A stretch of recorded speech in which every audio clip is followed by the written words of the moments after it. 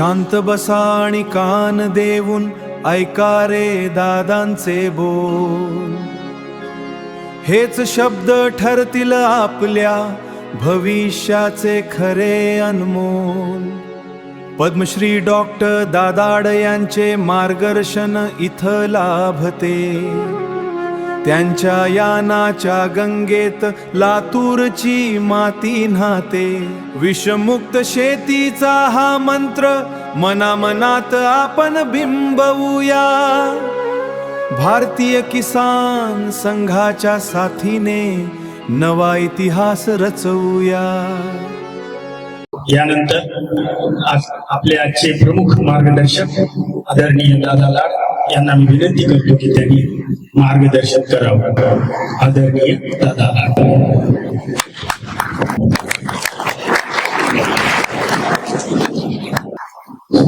जे बाहेर उभे शेतकरी त्यांनी मध्ये येऊन बसायला हरकत नाही.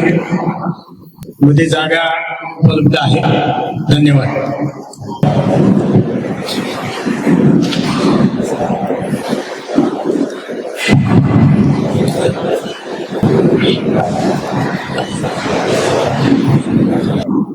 कृषी अधिकारी सूर्यकांत लोखंडे आले असतील तर त्यांनी जरा समोर यायचंय. नातांबळी सूर्यकांत लोखंडे.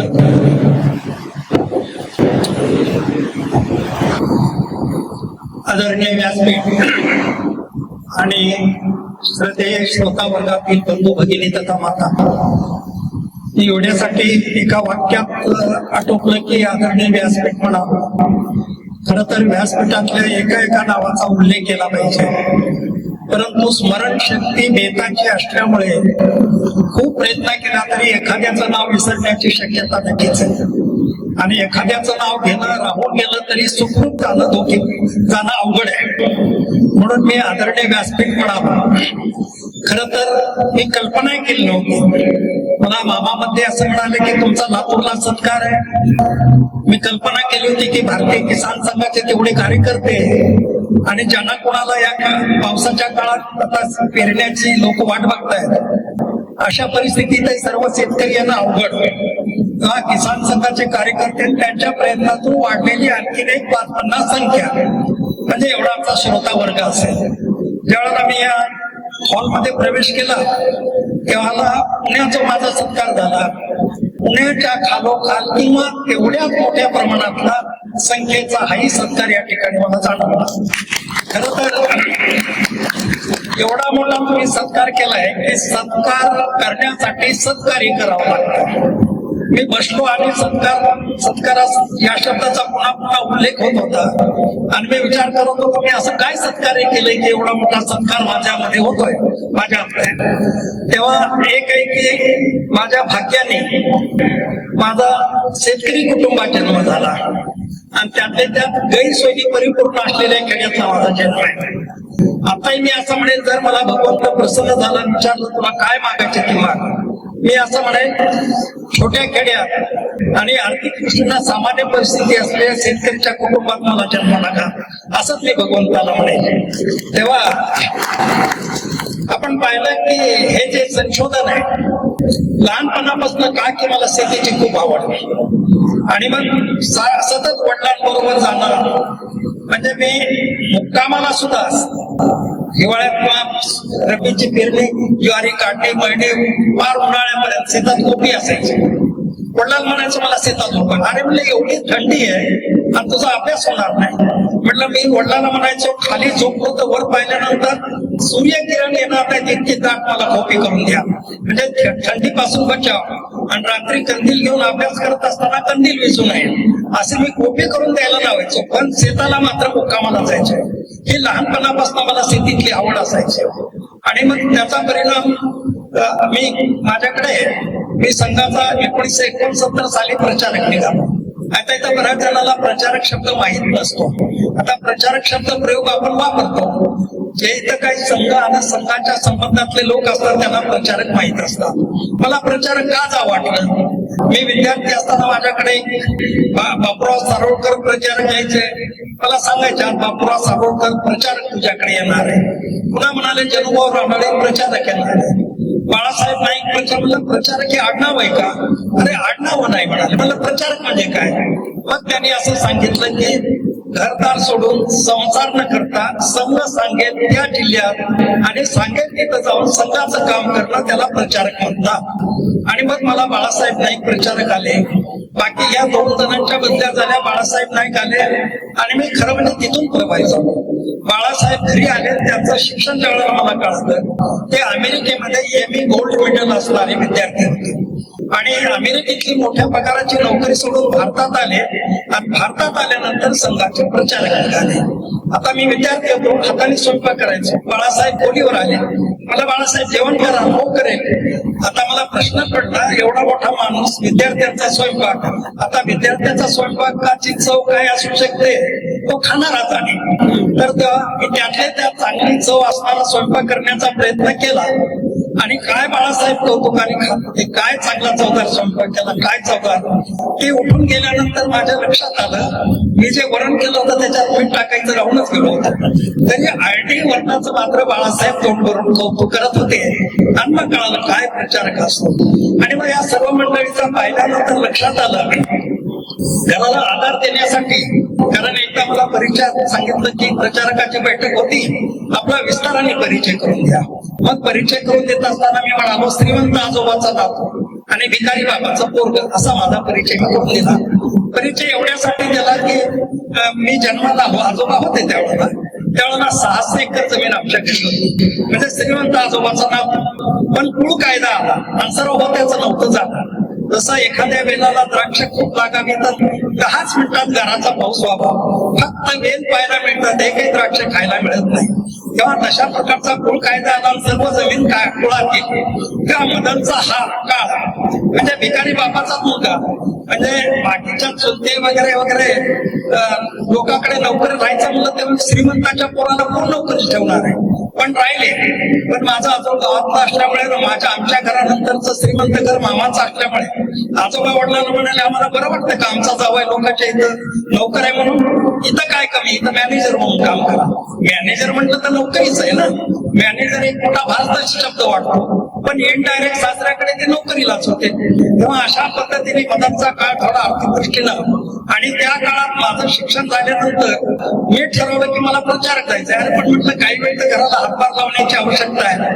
पण मी आपलं सहज एक माझा मित्र आला, अरे म्हणजे शिक्षकाच्या जागा निघाल्या आणि मी ठरवलं बाबा भेडे प्रांत प्रचारकांना पत्र लिहिलं मला प्रचारक जायचं. काय योग्याना दूरचं दिसतं मला माहित नाही. त्यांचं उत्तर आलं ते म्हणजे जून महिन्यापर्यंत प्रचारक निघण्याचा कालावधी जून मध्ये असतो, आणखी 4 महिने बाकी आहेत. मदनच्या काळात तुझ्या कसोटीच्या काही गोष्टी घडतील की तू जाशील की नाही, अशा तरी काही गोष्टी आडव्या आल्या तरी निश्चयाचे फळ तुका म्हणे त्याचे फळ. निश्चय केला आणि मध्ये काहीतरी आलं तर मनाची विचलित न देता जूनच्या बैठकीत ये. आणि त्याच वेळेला मित्राचा शिक्षकाच्या जागा निघाला, त्यांनी त्याचा फॉर्म भरला, माझा फॉर्म भरला, त्याला कॉल आला नाही, मला कॉल आला. आता जायचं तर नव्हतं नोकरीला, त्यांनी मला बळत नव्हतं, अरे आज तुझा इंटरव्ह्यू गेलो, इंटरव्ह्यू झाला म्हणजे आपण थोडं सिलेक्शन थोडंच होणार आहे. इंटरव्ह्यूला गेलो, एकूण 180 जागा भरायच्या, त्यातला 11वा नंबर माझा सिलेक्शन मध्ये लागला. घरामध्ये आनंदी आनंद काही न देता घेता नोकरी लागली पोराला, पण एकटा मी दुःखी होतो. आता करायचं का, आपल्याला प्रचारक जायचंय. पुन्हा म्हटलं प्रचारक जायला 3-4 महिने आपली तोवर नोकरी करू, वडीलही खुश होतील, मग राजीनामा देऊ. त्यावेळेला 2-3 दिवस मला कशी ते झोप लागायची नाही, कारण माझं मन म्हणत होतं एकदा तू पगार घ्यायला लागल्यानंतर पगारावर लाथ मारशील असं वाटत नाही, असं माझंच मन मला सांगत होतं. तेव्हा त्या वाटेला तू जाऊ नको असं मग म्हटलं की खरंच एकदा मी नोकरी करायला लागलो, घरच्या अपेक्षा वाढणार, एवढ्या मोठ्या पगार त्या काळातला पगार नोकरी सोडणं अवघड आहे. म्हणून मी माझ्या हाताने ऑर्डर फाडून टाकली. माझ्या आयुष्यात पहिला शेवटचा वडिलांचं रागा भरणं मला होतं. काय कोणाच लहानपणापासून लाडका असल्यामुळे मला पाळण्यात सुद्धा कधी एकेरी घातलं नाही आई वडिलांनी, घरच्या सर्वांनी. दादा उठले का, दादा जेवले का, अशा पद्धतीनं घरात लाडीक पण मना होतं ते. फक्त त्यावेळेला एकच दिवस वडील मात्र एकेरी म्हणून रागा भरले होते. फार काही ठरल्या पण थोडे रागा भरले होते आणि पुन्हा काही मला रागा भरले नाही. मग मात्र प्रचारक जायचं ठरवलं. ते बाळासाहेब नाईकांची प्रेरणा, त्यांचं शिक्षण होतं. पण मी ठरवलं 2च वर्ष राहायचं, पुन्हा परत यायचं. आपल्या घरासाठी नोकरीची गरज आहे आपल्याला, पुन्हा नोकरी करू. म्हणून 1969ला 2 वर्षासाठी प्रचारक निघाला. पण आणखीन 2 वर्ष पूर्ण होत नाही, त्याला मी काय करू, मला 2च वर्ष राहायचंय. पण आणखीन 2 वर्ष पूर्ण होत नाहीत तेव्हा लक्षात आलं की इथं एकदा हे चक्रव्यूह आहे, प्रचारक संघाचं काम हे चक्रव्यूह. आज जाता येतं, बाहेर पडता येत नाही. आणि मग त्यामध्ये मग माझ्याकडे जबाबदाऱ्या, मी तालुका प्रचारक, जिल्हा प्रचारक, विभाग प्रचारक, प्रांत प्रचारक, क्षेत्र प्रचारक, आणि आता तर माझ्याकडे संघाच्या आयमातलं किसान संघाचे अखिल भारतीय कार्यकारिणीवर मी आहे. परंतु लहानपणापासून मला एक असं चिंतन पिकाच्या बद्दल असायचं. मग कापसाचं तर घरचं कॅश क्रॉप कापूसच होतं. मग मी कापसाच्या झाडावर किती श्रद्धेने बसावं, तुळशीच्या झाडाच्या समोर ज्या श्रद्धेने बसतो माणूस, त्या श्रद्धेने मी कापसाच्या झाडावर बसायचो. आणि मग विचार करायचो, या खालच्या 3 फांद्या मोठाल्या आहेत, झाडाच्या उंची एवढाल्या आहेत, त्याची जाडी मूळ खोडा एवढी जाडी आहे, पण तिला बोंड का लागत नाहीत हा प्रश्न माझ्यासमोर. काही बोंड लागतात, पण पुन्हा ते बोंड त्याच्यातला कापूस काढला, फळफांदीच्या बोंडाचा कापूस काढला, फळफांदी आकाराने बारीक पण तिच्या बोंडावरचा कापूस वजनदार बनला. ही आकाराने ठोकर, अन्नरस, झाडाला टाकलेल्या अन्नरसातला 70% अन्नरस त्या 3 जणी घेत होत्या आणि त्या बोटाचं वजन मात्र कमी. मग असं लक्षात आलं, का बरं असं, एका झाडावरच्या फांदीचं वजन कमी आणि दुसऱ्या फांदीवरचं वजन जास्त. मग मी म्हटलं की ह्या पहिल्यांदाच निघतात, यांना कट करून हा अन्नरस फळफांद्याला दिला तर काय होईल. मोजून शुभ आकडा म्हणून 11 झाडावरच्या मी गळफांद्या कापल्या आणि 11 झाडावरचा रिझल्ट मात्र चमत्कारी. ज्या झाडावरच्या फांद्या कापल्या नाही त्या झाडावरचा एकूण कापूस वेगळा केला, ज्या झाडावरच्या फांद्या कापल्या त्याच्यावरचा कापूस वेगळा केला, आणि लक्षात आलं तिप्पट वजन याचं जास्त बनलंय. आता खरं म्हणजे एखादा आपला प्रयोग यशस्वी झाल्यानंतर काय आनंद होतो त्या प्रयोग यशस्वी मनाला कळतं. म्हणजे त्या शेतात उभं राहून टाळी वाजून नाचणं वयाला शोधणारं नव्हतं म्हणून नाचलो नाही, पण आनंद मात्र तसाच होत होता. पण म्हणलं आता आपण शास्त्रज्ञापर्यंत गेलं पाहिजे, म्हणून कृषी विद्यापीठातले शास्त्रज्ञ आले, त्यांनी पाहिलं महापात्र आले चेअरमन एका प्लॉट. आता दिल्लीवरून CICFचे महापात्र आहे ना, माझं भाग्य आहे. आणि ते प्लॉट मध्ये उभं राहून म्हणाले व्हेरी सायंटिफिक संशोधन आहे दादा लाडचं. तिने विद्यापीठात सांगितलं 3 महिने 3 वर्ष ट्रायल द्या, आणि माझी लेखी ऑर्डर समजा म्हणाले मी बोलत असलो तरी. तिने विद्यापीठाने ट्रायल घेतल्या 3 वर्ष, आणि आता त्या ट्रायल नंतर केंद्र सरकारने या संशोधनाला मान्यता दिलेली आहे. पण म्हणलं या संशोधनाचं नाव काय ठेवायचं, म्हटलं भगवान बलराम असं नाव ठेवतो. हे म्हणजे दादा तुम्ही फार भोळे दिसता, लक्ष्मीच्या घरात जेवढी चोराची संख्या नाही तेवढी सरस्वतीच्या घरात चोराची संख्या आहे. तुमचं संशोधन केव्हा चोरीला जाईल सांगता येणार नाही, आणि चोरलं तर त्याला चॅलेंज भगवान बलराम काही देणार नाही. मग ते दादादार कापूस तंत्रज्ञान असं माझी इच्छा नसताना नाव ठेवावं लागतं, आणि घडलं तसं. रावरी विद्यापीठातल्या एका इंग्रज नावाच्या शास्त्रज्ञाने म्हटलं दादाला चतुर आहेत, माझा प्लॉट बघायला आले, त्याने तो संशोधन उचललं आणि माझ्या संशोधनाची चोरी दादाला केली. आता त्यांना त्या विद्यापीठाच्या कुलगुरूंनी आणि शेतकऱ्यांनी आनंद, त्या शेतकऱ्याच्या सभ्य भाषेतले पत्र पाठवून, शेतकऱ्याच्या सभ्य भाषेतले असे पत्र पाठवून मात्र त्यांचा आवाज चांगल्यापैकी बंद केला. तेव्हा आपण पाहिलं की इथं चोरांची संख्या आहे, त्याच वेळेला मला कळालं. आणि मग हे जे संशोधन आहे, आपल्या देशात सर्वात मोठं जास्त कापूस आपल्या देशाचाच कॅश क्रॉप कापूस आहे. आता हे संशोधन पार तामिळनाडूमध्ये, आपल्या देशात जेवढ्या राज्यात कापूस घेतला जातो तेवढ्या राज्यामध्ये हे संशोधन केलेलं आहे. म्हणजे मी हैदराबादला गेलो होतो, मला CICFचे डायरेक्टर वायजी प्रसाद भेटायचे, आणि त्यांनी असं म्हटलं की दादा मी तामिळनाडूमध्ये गेलो, एका शेतकऱ्याच्या शेतावर, तर तिथं गळफांदी म्हणजे मोनोपोडिया कापलेली, टॉपिंग केलेली.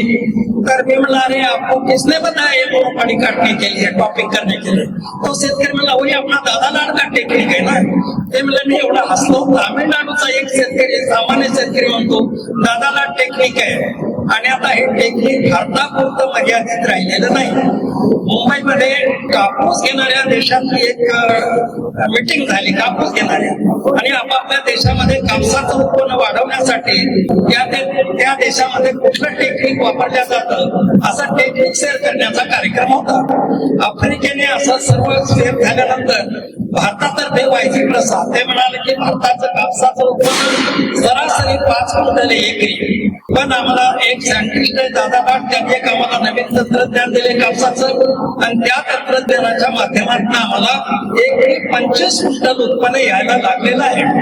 आणि लगेचच बैठक संपल्यावर आफ्रिकेच्या शास्त्रज्ञांनी वाहिनी प्रसादला गाठलं आणि ते म्हणाले की तुम्ही स्वतः आणि ते सायंटिस्ट दादाला या दोघांनाही आफ्रिका निमंत्रित करते आहे, तेव्हा तुमचा दोघांचा जाण्याचा खर्च आफ्रिका करेल आणि तुम्ही आफ्रिकेत या.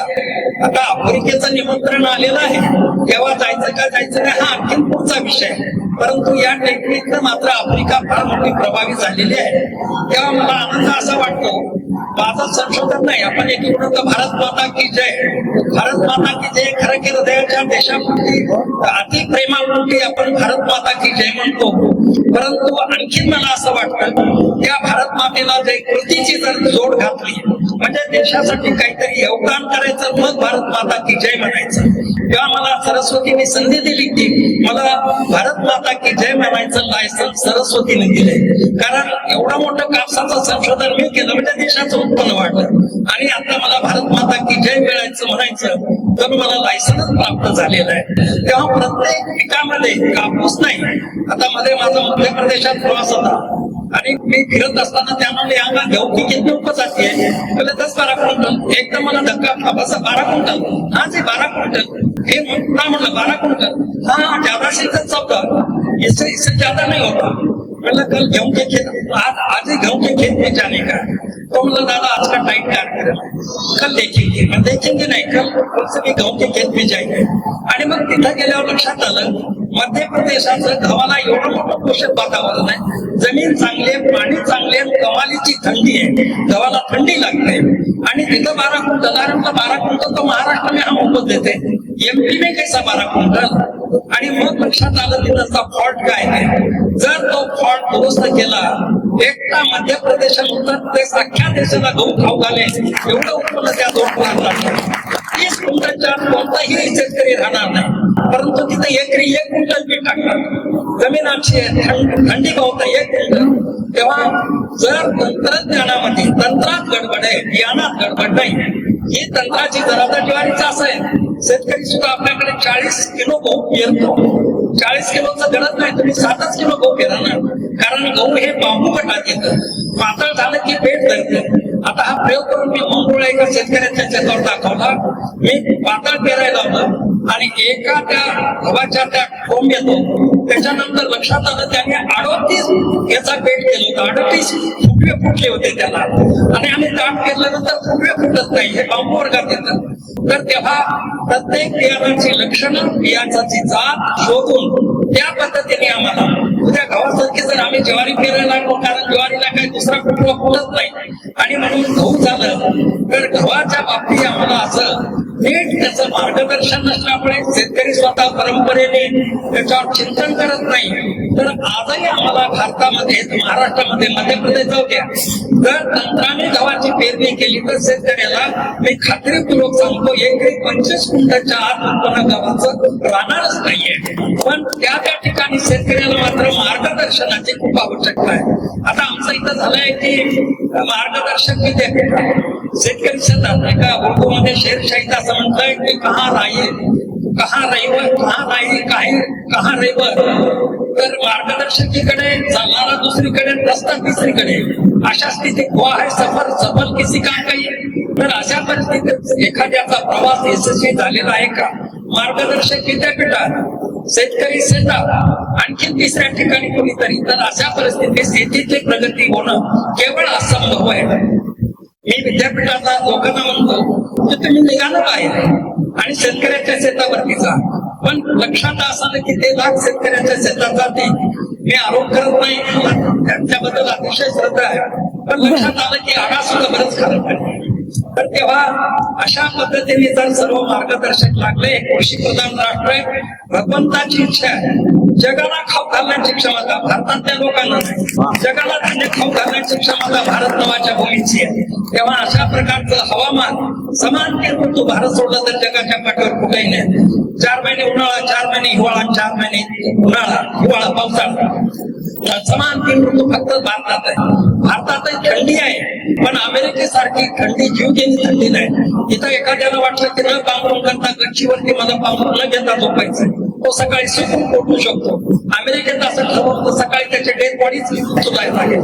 तेव्हा तिन्ही ऋतू मात्र माणसाच्या शरीराला पोषक अशा प्रकारचा ऋतू असणारी एक भूमी. पावसाळा सुद्धा कमी अधिक प्रमाणात, पण ज्या प्रांताला जेवढा पाहिजे, महाराष्ट्रात 40 इंच तर 40 इंच, दुसऱ्या प्रांतामध्ये खूप पाहिजे तर तिथं असं जसं काय मोजमाप. मला एकदा आठवतंय की इस्रायलचे एक अधिकारी विद्यापीठात आले, परभणी कृषी विद्यापीठात. त्यांना एक शेडवर काम करायला सांगितलं, 1 वर्षासाठी थांबणार होते. आले उन्हाळ्यात आणि नंतर उन्हाळ्यात स्पॉटवरच काम करायला लागले. पावसाळ्याला सुरुवात झाली, पहिलाच पाऊस जोरदार झाला. आता हा काय बाकी शेतात काम करणारे लेबर धावत आले शेड खाली पावसामुळे. हा इस्रायलचा अधिकारी मात्र पावसातच थांबला. पावसाने जोर धरला, हा उड्या मारायला लागला. लेबर आपसात चर्चा करायला, एवढा मोठा अधिकारी उड्या का मारायला लागला? एवढ्यात एवढा मोठा पाणी पाऊस आला, त्या विद्यापीठाच्या ज्यात एक ओढा आहे, त्या ओढ्याला पूर आला. तो ओढ्याच्या काठावर गेला. कपाळाला हात लावायचा, उडी मारायचा, कपाळाला हात लावायचा, उडी मारायचा. आतापर्यंत लेबरला वाटत होतं याच्या डोक्यात म्हणजे का बरं, आता उड्या मारायला लागला. पक्की खात्री झाली की याच्या डोक्यावर परिणाम झाला. म्हणून कुंगुरूला त्याने कळवलं. कुंगुरू ताबडतोब आले. पावसात त्याला तिथं भेटायला गेले आणि निघून गेले. त्या लेबरची खात्री झाली की याच्या डोक्या पिकावर काही परिणाम झाला नाही. परिणाम झाला असता तर तो करून त्याला गाडी टाकला असता, हॉस्पिटलला नेता आला. स्पॉटवर सोडून गेले, त्याचा अर्थ डोक्यावर काही परिणाम झाला नाही. पण लेबर चौकस होते, माहिती घेतली आणि मग लक्षात आला हा माणूस इस्रायलचा आहे. त्यांच्या देशात मोठ्यातला मोठा पाऊस म्हणजे अंगावरचे कपडे ओले होणं, हा मोठ्यातला मोठा पाऊस आहे. त्याने एवढा पावसाळा पाहिला आणि त्यातले त्या ओढ्याचा पूर पाहिला नव्हता. म्हणून कपाळात हात लावून एवढ्यासाठी उडी मारत होता. काय या देशातले लोक भाग्यवान आहेत, जेवढा मोठा पाणी येतो, ओढा भरून चाललाय, ओढा भरून चाललाय. ओढा भरून चालल्याचं त्याला कौतुक वाटत होतं. त्याने यमुना भरलेली पाहिली नव्हती, गोदावरी भरलेली पाहिली नव्हती, गंगा भरलेली पाहिली नव्हती, शरवी भरलेली पाहिली नव्हती. तेव्हा म्हणजे व्यासाने म्हटलं, म्हणून व्यास म्हणतात म्हणून जे भारती नाही ते नव्हेची ती लोकी, जे भारतात नाही हे तिन्ही लोकात, कुठंच तिन्ही लोकात नाही. साधं उदाहरण सांगायचं झालं, आपल्याकडे फुलाला सुगंध आहे. भारतापेक्षा आकर्षित करणारे फुलं बाहेरच्या देशात आहेत, पण भारत सोडला तर जगातल्या कोणत्याही देशाला फुलाला सुगंध नाही. सुगंध असणारे एकमेव खरं म्हणजे इथं फुल आहे. केवळ फुलाला सुगंध आहे का, तिथं झाडाला पण सुगंध आहे. एकदा मी विद्यापीठातून रात्रीचा मोटरसायकलवर जात होतो, पाठीमागे बसलो होतो. पुढच्या कार्यकर्त्यात म्हणला, अरे इथं कोणी चिकूचा बाग लावलाय का? हो म्हणला लावलाय. तुम्हाला म्हणलं अंधारातही दिसतंय का? नाही म्हणलं झाडाचा. त्यावेळेला झाडाला फुलं आलेली नव्हती. चिकू झाडाला सुद्धा एक सुगंध आहे, फुलाला सुगंध यात काय नाही बोला, इथं झाडाला सुगंध आहे.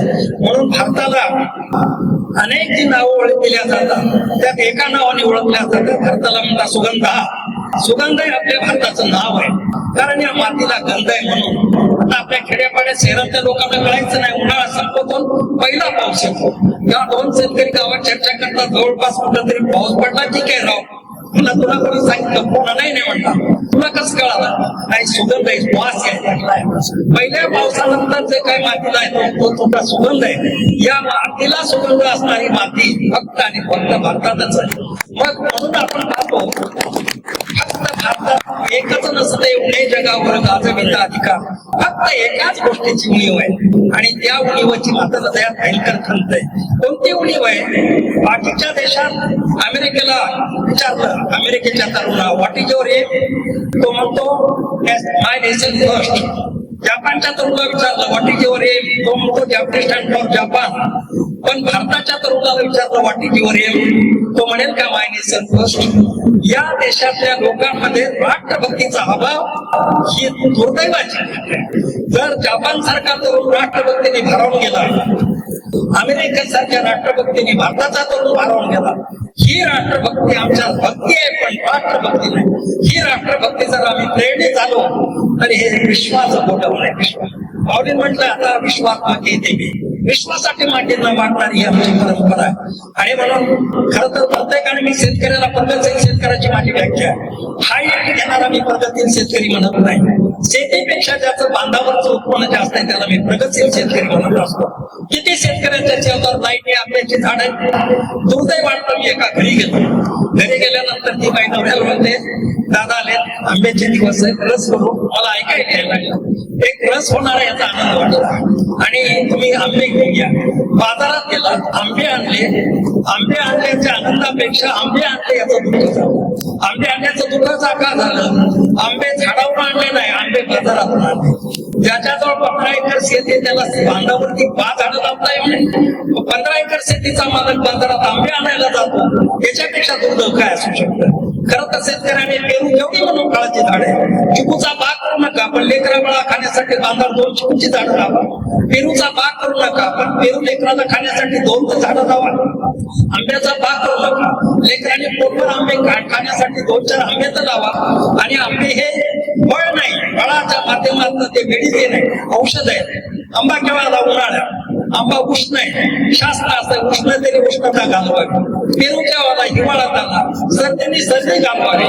फळ हे मेडिसिन आहे आणि झाड हे मेडिकल स्टोअर आहे. तेव्हा आम्ही असा विचार केला की सातचं मेडिकल स्टोअर शेतात आहे, परंतु अनेक शेतकऱ्यांच्या शेतात मेडिकल स्टोअरच नाही, आणि म्हणून तो बाजारातल्या मेडिकल स्टोअर मधून आलेला माल विकत घ्यायला जातो. हे दुर्दैव आहे. तेव्हा प्रत्येक शेतकऱ्याने असं ठरवलं पाहिजे, उद्या नातवानी जर हट्ट केला की बाबा आजोबा मी बाजारात आंबा खाणार नाही, आपल्या शेतात राहणार, ती काही जादू नाही, आज लावणार होते, आज तुला आंबा आणतो म्हणणार.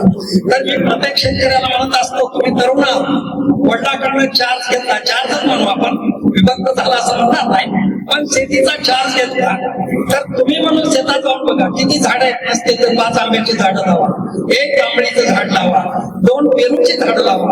ही झाडं नाही, हे मेडिकल स्टोअर आहे. जर ही फळं त्याशी त्यांच्या घरातल्या लेकराला पोटभर खाऊ घालायला लागला तर मेडिकल स्टोअर मधली कुठलीही गोळी खाण्याचं तुमच्या नातवावर वेळ येणार नाही. आणि म्हणून तुझा संत म्हणतात, तुझा आहे तुझं पासी कार्य जागा चुकला असेल. तेव्हा एवढा मोठा आमच्याजवळ धन असताना त्या धनाकडे आम्ही पाठ फिरवतो, हे मात्र चांगलं नाही. मला आठवतंय आमच्या गावात नानासाहेब पूर्णे होते, कोरडे होते, पातरला दुष्काळ पडला, सर्व गावकरी जमले, एकमेकांचा निरोप घेऊन गाव सोडून जाऊ म्हणले. कुठं जाऊ, पुन्हा केव्हा भेटायचं सांगता येत नाही. नानासाहेब पूर्णे आले, ते म्हणले अरे माझे पेव पोडा, त्या पेवातली ज्वारी घरोघर पाठवलं द्या, परत या नका देऊ म्हणले. तुम्ही सर्व गेला, मी एकटा काय करू गावात? एका नानासाहेब पूर्णेने पूर्ण गाव वाढवलं, त्यांचे पेव फुटले, घरा ज्याला पाहिजे तेवढी ज्वारी दिली. तेव्हा हा नानासाहेब पूर्णे कोण? तर ते एकदा मी त्यांना आपले दत्ताजी खाले म्हणून विभाग प्रचारक होते, दत्ताजीला हा प्रसंग सांगितला. दत्ताजी मला या शेतकऱ्याला भेटायचंय.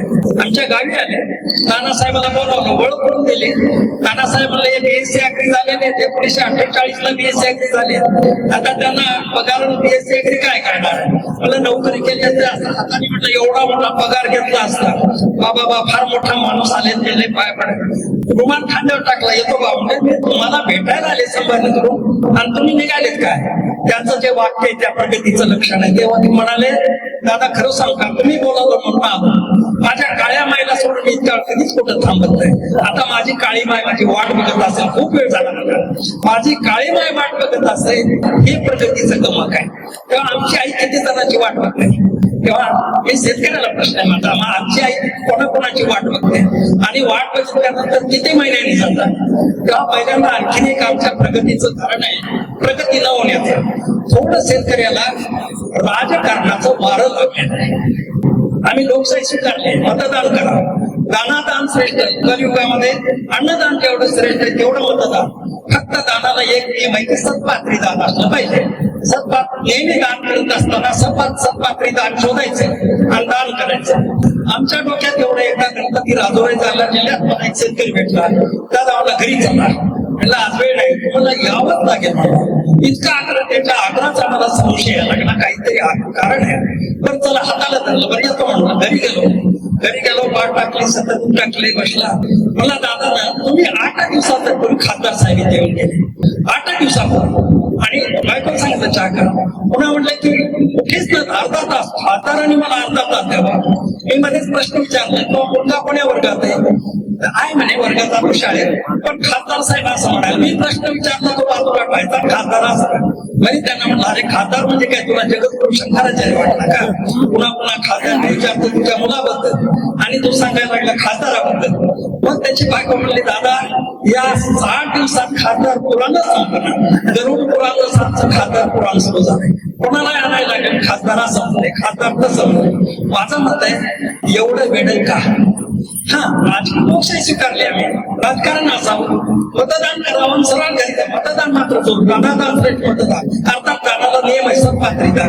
पण आम्ही एक जण म्हणलं बायकोला, उद्या तू असं कर, गरबा काढून ठेव, पहिला टाक, मी येणार, उद्या काय म्हणे, अगं मतदान आहे, मग काय झालं, मतदान करून येणार नाही, राहावं लागतं गावात, कशाला राहावं लागतं? तर याचा अर्थ असा आहे की तुम्ही राहावं लागतं म्हणता, तुम्ही उमेदवार नाही, उमेदवाराला राहावं, उमेदवाराचा एक सपोन असतो, त्याला एक राहावं, तुम्ही उमेदवारही नाही, उमेदवाराचा सपोन नाही, तुम्हाला गावात करायचंय का? तर त्यासाठी याचा अर्थ तुमच्या डोक्यात बसले ते तेवढी आमच्या डोक्यात बसली की आम्हाला भगवंतांनी जगाला खाऊ घालण्याची जबाबदारी तुमच्यावर टाकलेली आहे, तुमच्यासाठी नाही. आणि म्हणून आमच्याकडे एवढी मोठी, खरं म्हणजे तिन्ही ऋतू समान असलेलं कुठेही जगाच्या पाठीवर वातावरण नाहीये. भूमी एवढी चांगली, पाणी एवढं, त्या प्रांतात आम्हाला भगवंतानी असं म्हणायचं कारण नाही.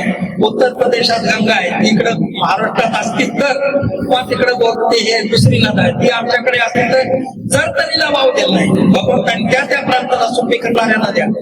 जसं महाराष्ट्रात गोदावरी, कृष्णा, दुधना, मुळा, मुठा, भीमा, कृष्णा, आंध्रमध्ये कावेरी, माजरा, पेन्ना, कर्नाटक प्रांतामध्ये तुंगभद्रा, शरावती, अर्कावती, नेत्रावती, हिमावती, कबिना, कपिला, पंपावती, निळा, तामिळनाडू प्रांताची वेदांत, पालार, कगळा, ओरिसा प्रांताची वैतरणी, ब्राह्मणी, ऋषिक्रिया, महानदी, आसाम प्रांताचे मेघना, पद्मा, मध्य प्रदेशातील सोनभद्र, गंडक, तमस, मंदाकिनी, इंद्रावती, चंबळ, कुवारी, उत्तर प्रदेशाची गंगा, यमुना, सरस्वती, गुजरात प्रांताची साबरमती, नर्मदा, राजस्थान प्रांताचे बनास, तोडे, खारी, सुकडी, दिल्ली, बाण, हरियाणा प्रांताची मार्गेट, मार्कंडे, घकर, पंजाब प्रांताची व्यास, पत्थर, जम्मू प्रांताचे सिंधू, झेलम, आमचा शेवटचा काश्मीर, त्या प्रांताची चिनाब, नवी, हंस आणि तिरू, या साऱ्या नद्या त्या प्रांताला सुजलाम करण्यासाठी भगवंताने विभक्तीकरण केले आहे.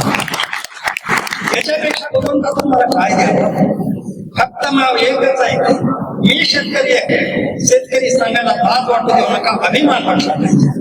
आणि म्हणून अशा पद्धतीने आम्ही जर आमच्या नानासाहेब बोलण्यासारखे शेतकरी झालो तर आम्ही जगाला आनंदात खाऊ का, कुठेही अमेरिकेत दुष्काळ पडो, सांगा त्यांना केव्हा दुष्काळ पडू दे, आहोत ना आम्ही तुम्हाला पोचायला. किमतीचे मजबूत अशा प्रकारची भूमी आपल्याकडे आहे. आणि सर्व मी असं म्हणतो की शेतकऱ्याने शेतीकडे, किंवा नाहीतर ते आता असं झालं की का नोकरी लागत नाही म्हणून अपधर्म म्हणून शेती नाही, नोकरी लागत नाही म्हणून तिकडे, तर अपधर्म नाही. खूप शिका तुम्ही, काय MSc वगैरे शिक्षण पाहिजे तेवढं घ्या, पण एवढं शिक्षण घेऊन मात्र शेतातच या. तुमचा स्पॉट होय, तुमचं ऑफिस ते आहे, तुमची ड्युटी इथे आहे. तर अशा पद्धतीने वेल एज्युकेटेड करून ज्या वेळेला शेतावरती यायला लागते, अर्थात अपधर्म म्हणून नाही, हृदयाने स्वीकारून जर शेतावर यायला लागली तर मला वाटतंय की सोन्यावर पिवळं जसं दुधात केशर बनण्याची आपल्याकडे पद्धत आहे, अशा प्रकारचं चित्र होईल. निसर्ग आमच्या बाजूला आहे. पुन्हा एकदा तुम्हा सर्वांचं, खरं म्हणजे तुम्ही एवढा जो सत्कार केलाय, मला ते ओझं झाल्यासारखं वाटेल. कारण काय, एवढ्याच मोठ्या सत्काराला मी पात्र असणारा असा माणूस नाहीये. खरं तर मी ज्या वेळेला सत्कार, आज इथं एवढा सत्कार माहित असलं तर काहीतरी मी फोन केला असता, माझी तब्येत बरोबर नाही, आलोच नसतो मी काही नाही. पाठीमागे असे 2-4 सत्कार, पण मला न आवडणाऱ्या कार्यक्रमाला नाईलाजाने समोर जावं लागतंय, हे माझं दुर्दैव आहे. तरी पण आपण हृदयच एवढा मोठा सत्कार केला, तुम्हा सर्वांचा मी जन्मी ऋणी आहे. भारत माता की जय. जय दादा लाड, जय विज्ञान, जय दादा लाड.